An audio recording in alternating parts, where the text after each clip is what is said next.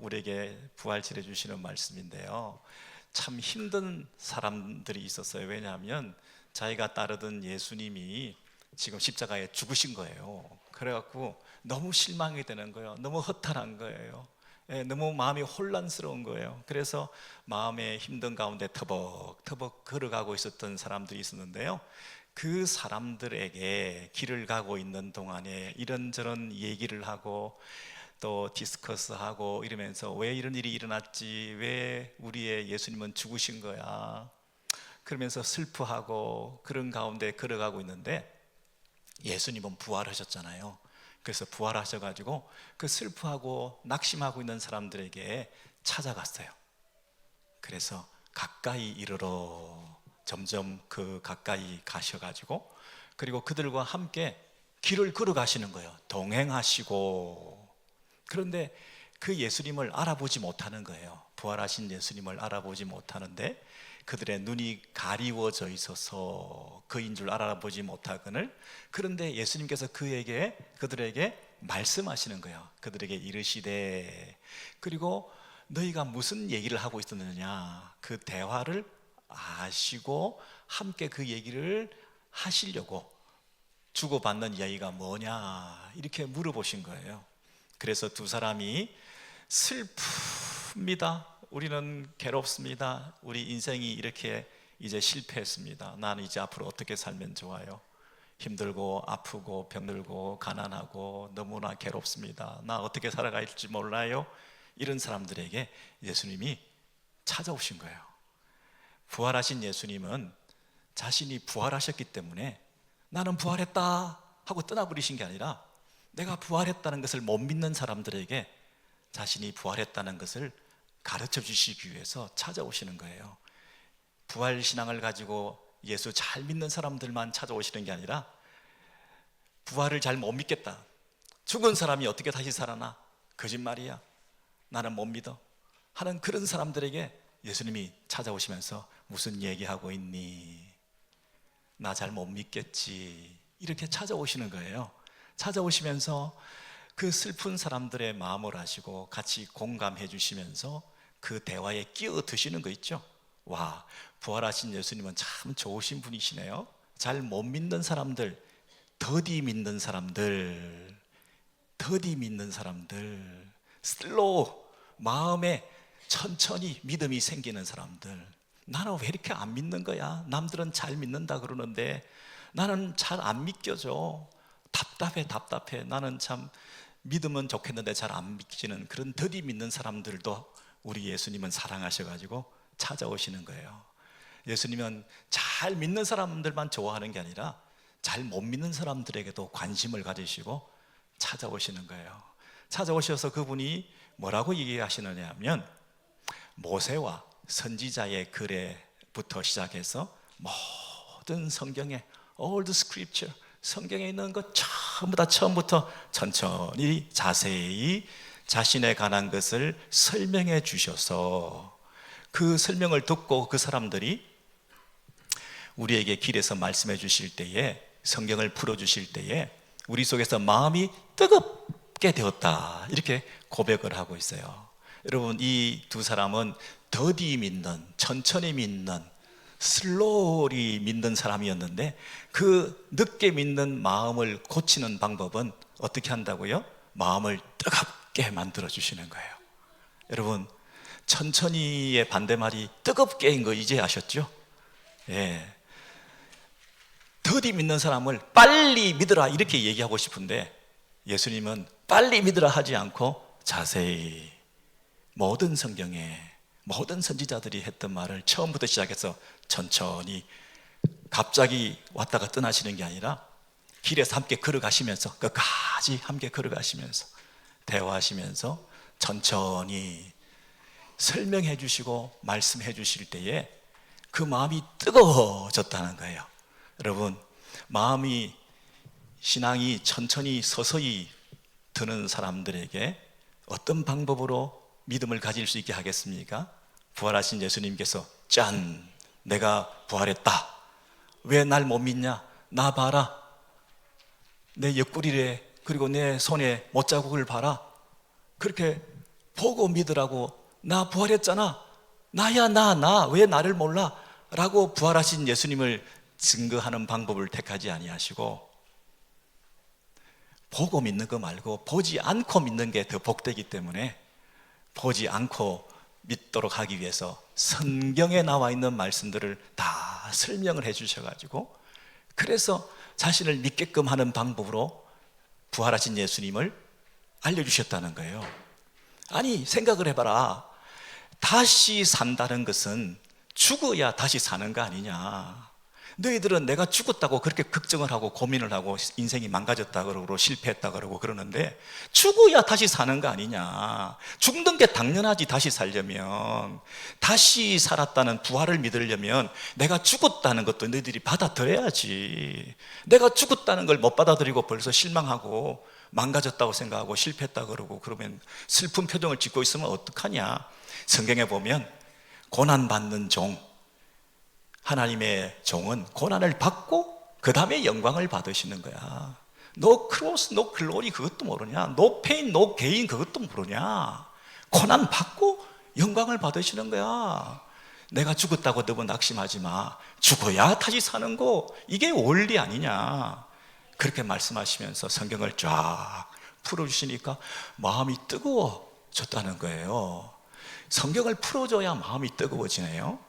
마음이 뜨거워져야 천천히 서서히 믿는 믿음이 해결되는 방법이 있네요. 이 방법은요, 예수님께서 이미 누가복음 6장에서 말씀해 주셨더랬어요. 지옥에 갔던 사람이 너무 고통스러워서 누군가 보내가지고 내 형제 5명이 아직도 저러고 있는데 빨리 예수 믿게 만들어가지고 지옥에는 오지 못하게 좀 해달라. 지옥에 너무 고통스러우니까 지옥에 못 오도록 죽은 사람이 살아나서 얘기해주면 그 말은 들을 거 아니냐. 이렇게 얘기를 했더니 뭐라고 얘기하셔요? 그들에게는 뭐가 있어요? 모세와 선지자들이 있으니 그들에게 들을지니라. 성경을 읽어라. 그런데 성경을 읽고 회개하지 않는다고 한다면 죽은 사람이 살아나가지고 가서 얘기한다 하더라도 그 사람 말 안 듣는다. 죽은 사람이 다시 살아난다는 거.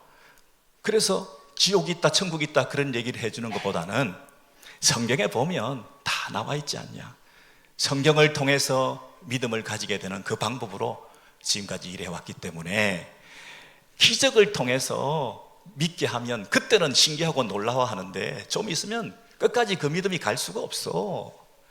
기적이 또 기적이 생기면 희한하네 또 희한하네 뭐 그럴 수도 있지 하고 일상이 되는 거야. 기적이 안 돼. 그러니까 기적신앙을 가지지 말고 말씀을 읽고 말씀의 원저자이신 성령님께서 그 마음의 문을 열어주셔가지고 그 말씀이 내 안에 들어올 때 마음이 뜨겁게 돼가지고 너 그 불치병 천천히 믿고 서서히 믿고 안 믿으려고 하는 그 불신앙을 깨트리고 예수님을 믿을 수 있도록 부활하신 예수님을 받아들일 수 있도록 이 방법을 내가 너희들에게 권할 텐데 너희는 어떻게 할래? 그렇게 하겠습니다. 여러분 앞으로 말씀 중심의 신앙생활을 하겠습니다. 내 믿음이 왜 안 자르냐 했더니 내 믿음이 왜 천천히 이렇게 더디냐 했더니 내가 기적신앙을 추구했구나. 내가 눈에 보이는 것만 자꾸만 믿으려고 했구나. 내가 체험적으로 뭘 가지면 내가 그것이 신앙이 좋아질 줄로 착각하고 그렇게 살았구나. 그게 우리의 믿음을 자라게 하는 방식이 아니야. 말씀을 천천히 자세히 읽을 때에 그것이 우리의 마음이 뜨거워져서 우리의 믿음이 끝까지 깊어지는 거야. 그렇게 말씀해 주시잖아요. 그런데 둘째는 뭐냐면 마음만 뜨거워지면 안 된다 이렇게 말씀하시면서 그 다음에 누가복음 24장에 이렇게 얘기하셨어요. 이제 길을 한참 걸어가면서 얘기를 한참 나누시고 이제 드디어 날이 어두워져서 이제 캄캄해지고 있는데 이제 들어가서 집에 가서 밥을 먹자. 그래서 그 집에 들어갔는데 그 집에 들어가셔서 함께 잡수실 때에 여러분 부활하신 예수님도 식사를 한다 안 한다? 함께 잡수실 때에 그리고 떡을 가지사 축사하시고 떼어서 그들의 입에 넣어주시니 그들의 눈이 밝아졌다 그랬습니다. 여러분 눈이 밝아졌다는 거예요. 그리고 그인 줄 알아보더니 부활하신 예수님을 알아보더니 이 두 사람이 이렇게 말합니다. 길에서 된 일과 예수께서 떡을 떼심으로 자기들에게 알려주신 것을 말하더라. 이런 두 가지. 첫째는 뭡니까? 길에서 된 일이 뭡니까? 길을 한참 걸어가면서 모세와 선지자의 글에서부터 다 설명해 주셨던, 그래서 그 성경 말씀을 듣고 마음이 뜨거워졌던 그 일과, 그리고 떡을 떼심으로 눈이 밝아졌던 그 두 가지 일을 이 제자들이, 와, 이제 우리가 확신을 가지게 되었다. 내가 부활신앙을 가지게 되었다. 내가 이제 진짜 예수님의 제자로서 평생을 살겠다. 이제 나는 실패자가 아니고 낙심하지 않고 슬퍼하지 않고 이 부활의 주님의 증인으로 살겠다. 새로운 인생이 된 거예요. 여러분 놀랍지 않습니까? 이분이 길을 걸어가면서 말씀을 가르쳐 주신 선생님 정도가 아니라 집에 들어와서 우리와 함께 동거하시고 함께 살아가시는 분이세요. 우리 집에 함께 일상삶 가운데 밥을 먹을 때마다 우리와 함께 계시는 분이신 거 있죠? 그리고 이분은 손님으로 들어오신 줄 알았더니 섬기는 사람이 되신 거 있죠. 손님으로 오신 분인 줄 알았더니 어느새 이 집안의 주인이 되신 거 있죠. 그래서 주인이 밥을 주는 거잖아요. 손님은 대접받는 건데, 근데 이 주인이 밥을 주는 방식은 섬기는 거잖아요. 섬기면서 자신이 그 떡을 떼어서 직접 그 입에 넣어주잖아요.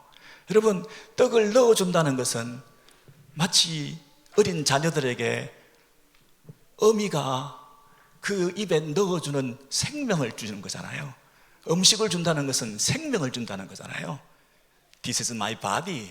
이것은 나의 몸이야 라고 하시면서 내 살을, 내 몸을 뜯어서 지금 넣어주는 거잖아요. 이분이 생명의 떡이시네요. 이분이 우리에게 오신 참된 구원자시네요. 길가에서 만난 선생님이 아니라 그저 집안에 동거하는 동거인이 아니라 그분이 지금 나에게 생명을 주고 계시는 거예요. 음식을 주시는 거예요. 그리고 심지어 그 음식은 자신의 몸이라, 자신의 몸이라 영생의 떡을 주시는 거네요. 이분이 생명의 떡이신 분이시네요.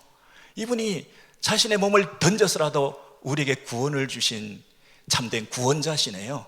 이분이 눈이 멀어 있는데 그 눈이 멀어 있는 자녀들에게 밥을 떠먹여 주시는 애미의 심정으로 지금 눈이 멀어 있는, 눈이 밝아지지 않고 눈이 가리워져서 자신을 알아보지 못하고 있는 그들을 향해서 밥을 먹여주시고 생명을 불어 넣어주셔서 눈을 뜨게 하신 창조주시네요.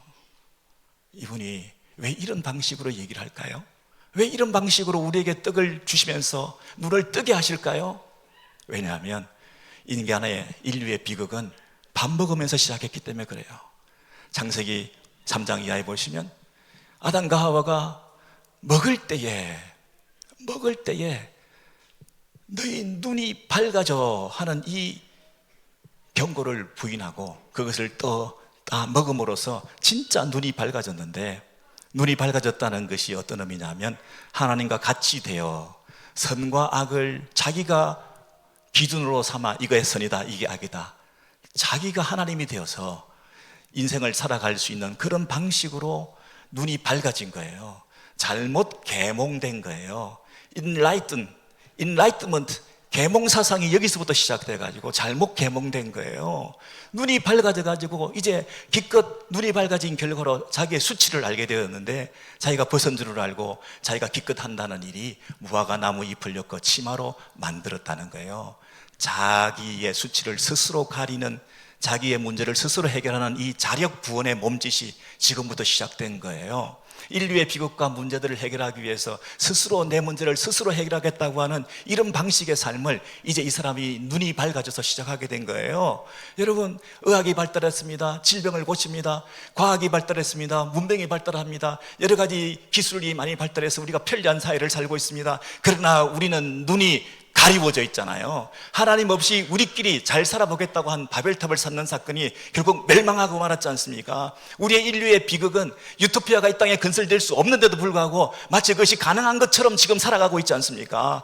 여러분, 우리의 삶이 인간의 이성이 눈이 밝아서 인간의 무지를 타파하고 이 땅에 계몽된 마음으로 이 세상의 무지와 아픔과 문제들을 다 해결할 수 있다고 하는 그런 착각 속에 살면서 눈이 어두워져 있었는데, 그들의 눈이 밝아졌다고 하는 그 사실이 고작해서 스스로 무화과나무 잎으로 자기 수치를 가리는 그 정도 선에서 이 임기응변으로 이 인류의 문제를 해결하려고 하는 이런 방식 말고, 진짜 눈이 뜬다는 것은, 진정한 계몽은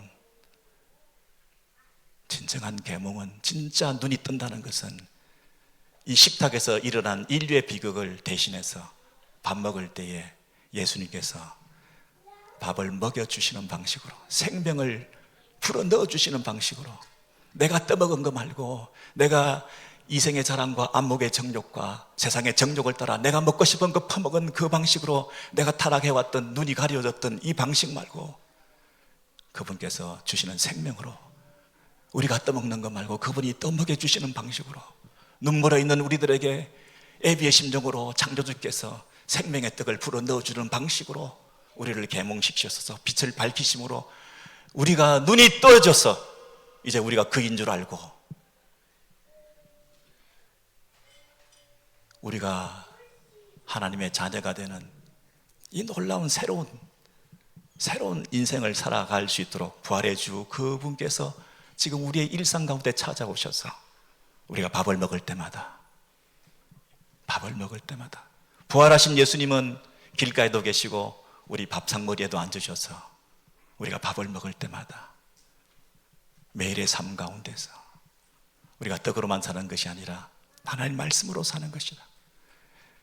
우리가 가리워져 있는 우리의 눈을 뜨게 하기 위해서 그분이 주시는 생명으로, 우리 마음대로 먹고 싶은 대로 먹는 것이 아니라 그분의 말씀에 순종해서 살아가는 이런 삶의 방식으로, 그분이 우리에게 떡을 먹여주시는 창조주께서 우리에게 빛을 비춰주시는 그런 방식으로 우리의 마음을 밝혀주셔서 우리가 영안을 밝히 뜨게 되심으로 우리의 부활의 공동체 안에 부활의 신앙을 가지고 이 세상에서 살아오던 그 방식을 청산하고 하나님께서 원하시는 새로운 방식으로, 하나님 없이 살려고 하는 우리들 내려놓고 하나님을 의존하고, 하나님을 떠나는 것이 아니라 하나님 앞에 더 의존해서 그 하나님을 찬미하고 하나님을 노래하며 하나님께 영광을 돌려드리는 우리의 신앙생활, 우리 교회 KM과 EM 부활신앙 공동체가 되어서 정말 나는 계몽되었습니다, 나는 눈이 밝아졌습니다, 할렐루야 찬양할 수 있는 우리 모두가 되시기를 주의 이름으로 소원합니다.